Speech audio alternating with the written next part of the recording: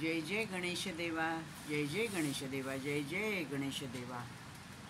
आता बघूया कार्तिक कृष्ण पक्षातील संकष्टी चतुर्थी. दशरथांनी पुन्हा विचारणा केली. वशिष्ठ गुरूंनी कार्तिक कृष्ण पक्षातील संकष्टीचे महात्म्य सांगितले.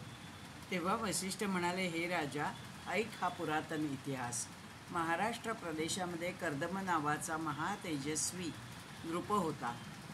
वेदवेत्ता होता, स्वधर्मीही होता, पुत्रांपरी लोकांचे संगोपनही करी.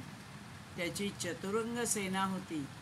वैभव तर असे की दुसरा कुबेरच जणू. पण एकदा त्याला क्षयरोग झाला. दारुण पीडा होऊ लागली. अस्थिपंजर झाला. अनेक देवतांचे अर्चन केले, उपायही केले, औषधेही घेतली, पण रोग बळावला. प्रधानांवर राज्य सोपवून स्त्रीसह वनामध्ये भटकू लागला. तेव्हा त्याला मंकणक विप्र दिसले. त्या दोघांनी त्यांना प्रणाम केला. करुण स्वरात रडू लागला. विप्रवर्यांना त्याची दया आली. त्यांनी स्वतःची कथा सांगितली.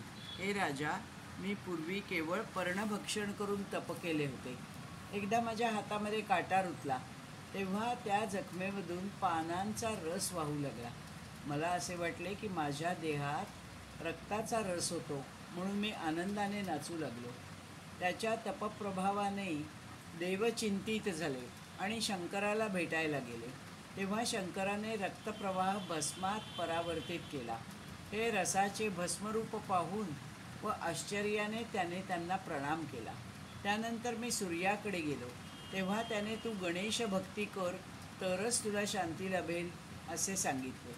तू चिंतामणीला भजावे, जेणेकरून योगी वंद्य होशील. षडाक्षर मंत्रही दिला. मी आश्रमात जाऊन अनुष्ठान ठेवले, तर गणेशानेच मला प्रत्यक्ष दर्शन दिले. तेव्हापासून मी गाणपत्य झालो. कर्दमालाही त्यांनी षडाक्षर मंत्र दिला व ते अंतर्धान पावले. नंतर त्याने येणाऱ्या कार्तिक मासापासून शुक्ल कृष्ण चतुर्थीचे व्रत आचरले.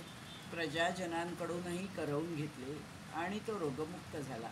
स्वतः दीर्घकाळ राज्य करून ब्रह्मीभूत झाला. क्रमाने प्रजाही ब्रह्मभूत झाली. दुसरी कथा अशी ती चांडाळाची. पापी व्यसनी ब्रह्महत्या करणारा चांडा एकदा वनात भटकत असताना त्याला साप चावला. विषप्रभावाने मूर्छित झाला. चंद्रोदयाला जराशी जाग आली. तेव्हा जे मिळाले ते अन्न खाल्ले, पण गरळाच्या प्रभावाने पुन्हा बेशुद्ध होऊ लागला. पंचमीला तर मेलाच. असे हे कार्तिक संकष्टीचे महिमान वाचता, ऐकता, आचरता सारे इप्सित आपल्याला प्राप्त होतील. जय जय गणेश, जय जय गणेश, जय जय गणेश देवा. धन्यवाद.